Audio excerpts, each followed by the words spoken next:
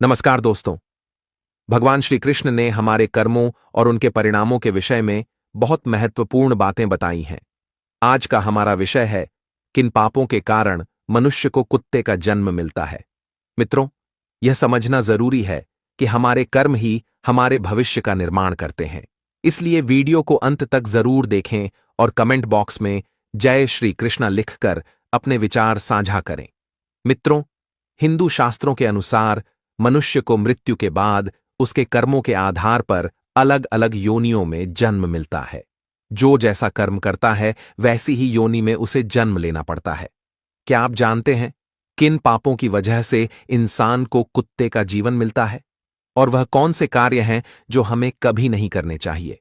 कहानी सुनने से पहले कृपया हमारे चैनल को सब्सक्राइब करें और बेल आइकन को ऑल पर प्रेस करें ताकि आप ऐसी प्राचीन कथाओं और प्रेरणादायक कहानियों से जुड़े रहें। तो मित्रों, एक बार की बात है जब भगवान श्री कृष्ण की प्रिय राधा रानी अपनी सखियों के साथ बरसाना में भ्रमण कर रही थीं। पूरे गांव में उनकी उपस्थिति से दिव्यता का वातावरण बना हुआ था। तभी वे एक घर के पास पहुंची जहां एक लाचार कुत्ता कुछ खाने की तलाश में भटक रहा था। उसकी स्थिति देखकर सखियां भी भावुक हो गईं। तभी उस घर से एक नौजवान आदमी लठ लेकर निकला और बिना किसी कारण के उस कुत्ते को दौड़ा दौड़ा कर मारने लगा। ये सब देखकर राधा जी से रहा नहीं गया। उन्होंने अपनी सखियों से कहा, मेरी प्यारी सखियों, अब आप सब अपने अपने घर को लौट जाओ। मैं अब यहां नहीं ठहर सकती। मुझे अपने प्रभु कान्हा से मिलना होगा और उनसे कुछ प्रश्न पूछने होंगे। यह कहकर राधा रानी अपने प्रभु श्री कृष्ण से मिलने के लिए निकल पड़ी। भगवान श्री कृष्ण अपने राजभवन में स्वर्ण से बने सिंहासन पर ध्यानमग्न होकर विराजमान थे। तभी राजभवन के द्वार पर उनकी प्रिय राधा रानी पहुंचती है। राधा रानी को देख श्री कृष्ण मुस्कुराते हुए कहते हैं, हे प्रिय राधा, आपका स्वागत है। आप इतनी व्याकुल प्रतीत हो रही हैं। क्या बात है?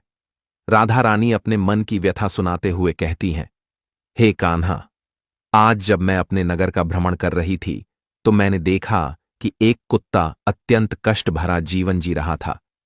वह जिसके भी महल के द्वार पर जाता, लोग उसे डंडे लेकर दौड़ा दौड़ा कर मार रहे थे। उसे भोजन के लिए इधर उधर भटकना पड़ रहा था, किंतु कहीं भी उसे पेट भरने लायक कुछ नहीं मिला। यह देखकर मेरे मन में एक प्रश्न उठा है। श्री कृष्ण शांत स्वर में बोले, हे प्रिय राधा रानी, आपके मन में जो भी प्रश्न है आप निसंकोच मुझसे पूछें।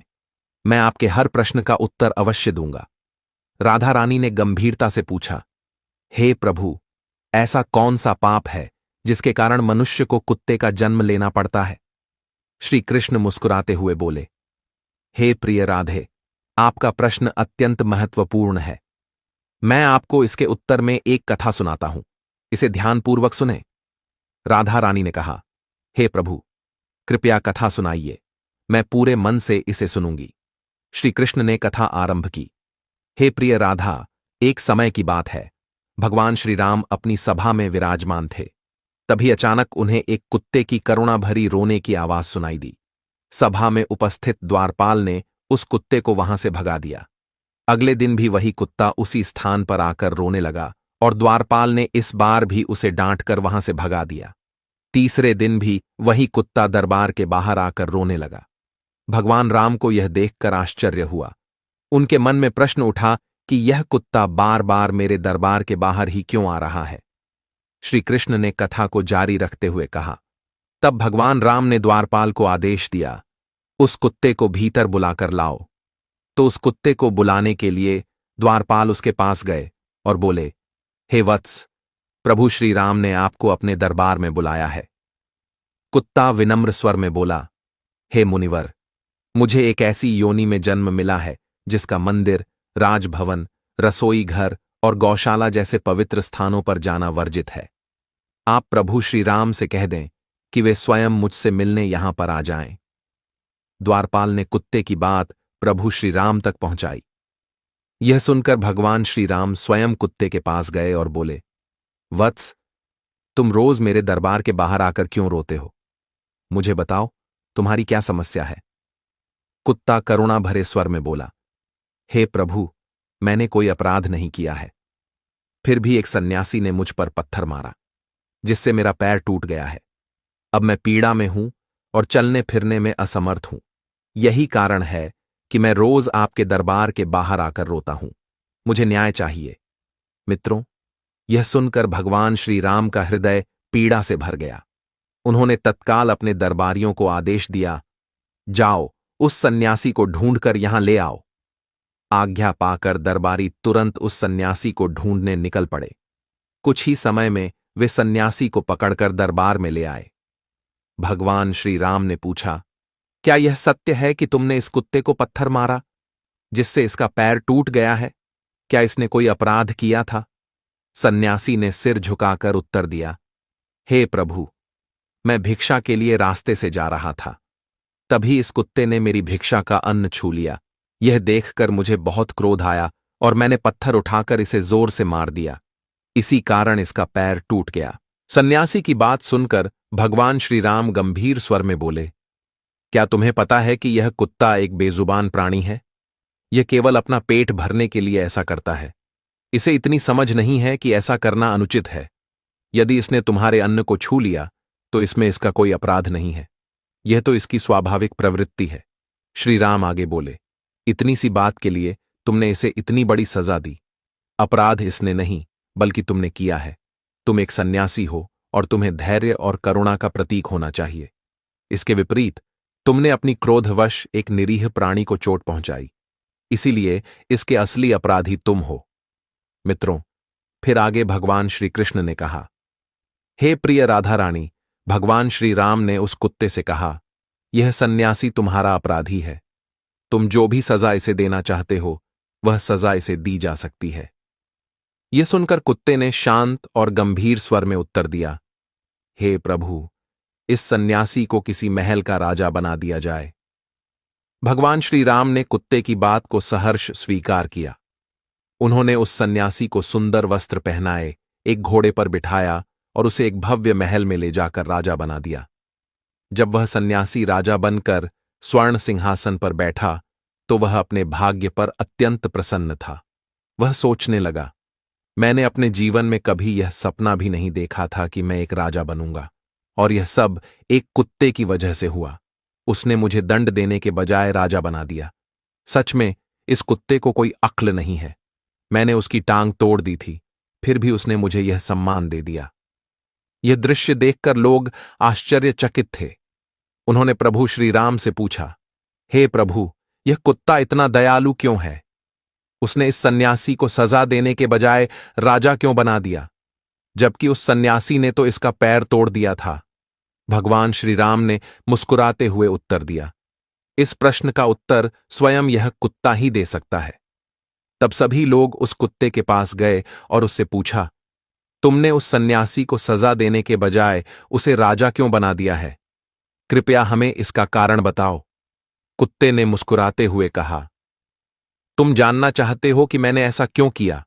तो सुनो, जो अन्याय करने वाला राजा बनता है, जो अपने द्वार पर आए याचक को भगा देता है, जो दूसरों की संपत्ति हड़पने में रुचि रखता है और जो गरीबों पर अत्याचार करता है, वह अपने कर्मों के कारण मरने के बाद कुत्ते की योनि में जन्म लेता है। मैं यह सुनिश्चित करना चाहता हूं कि यह सन्यासी भी अपने कर्मों का फल भोगे और अगली बार वही दुर्गति को प्राप्त करे जो उसने मेरे साथ की है। यही सत्य है और इसमें कोई संकोच नहीं। मित्रों, फिर आगे भगवान श्री कृष्ण ने कहा, हे प्रिय राधा रानी, वह कुत्ता उन सभी से कहता है कि मैं भी पिछले जन्म में एक राजा था। मैंने गरीबों को सताया, उनकी मेहनत की कमाई हड़प ली और कमजोर लोगों पर अत्याचार किया। इसी कारण मुझे इस जन्म में कुत्ते की योनि में जन्म लेना पड़ा। अब मैं अपने कर्मों का फल भोग रहा हूं। कुत्ते ने आगे कहा, मैंने उस सन्यासी को राजा इसलिए बनाया ताकि वह भी मेरे जैसे कर्म करे और अगले जन्म में कुत्ते का जीवन भोगे। तब उसे एहसास होगा कि कुत्ते की जिंदगी कितनी कठिन होती है। पेट भरने के लिए दर दर भटकना पड़ता है और लोगों की मार सहनी पड़ती है। कुत्तों का जीवन आसान नहीं होता। मित्रों, कथा को आगे बढ़ाते हुए भगवान श्री कृष्ण ने कहा, हे प्रिय राधा रानी, ये वही लोग होते हैं जो अपने पापों को धोने के लिए गंगा जी में स्नान करते हैं, लेकिन वापस लौटते ही फिर से पाप करना शुरू कर देते हैं। राधा रानी ने पूछा, हे प्रभु, क्या गंगा जी में स्नान करने से पाप नहीं धुलते? भगवान श्री कृष्ण मुस्कुराते हुए बोले, हे प्रिय राधा रानी, गंगा जी में केवल वही पाप धुलते हैं जो अनजाने में किए गए हों। जानबूझकर किए गए पाप कभी नहीं धुलते। गंगा जी में स्नान से वही मनुष्य पवित्र होता है जिसका मन शुद्ध हो, जिसमें कोई छल कपट न हो और जिसके विचार निर्मल हों। जो मन में बुरे विचार और दूसरों के प्रति बुरी दृष्टि रखते हैं, उनके पाप गंगा जी भी नहीं धो सकती। भगवान श्री कृष्ण ने आगे कहा, हर मनुष्य को अपने कर्मों का फल अवश्य भोगना पड़ता है। इसीलिए मैं आप सभी से अनुरोध करता हूं कि यदि आप किसी बेजुबान जानवर को भोजन नहीं दे सकते तो कम से कम उसे कष्ट न पहुंचाएं। वह भी एक जीव है, उसे भी दर्द होता है। ईश्वर सभी के पाप और पुण्य देखता है।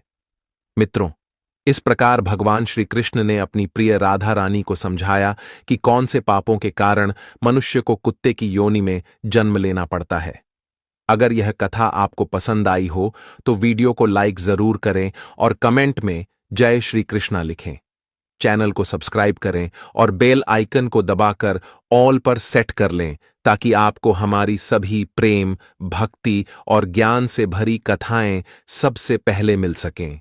दोस्तों, वीडियो को अंत तक देखने के लिए आप सभी का धन्यवाद।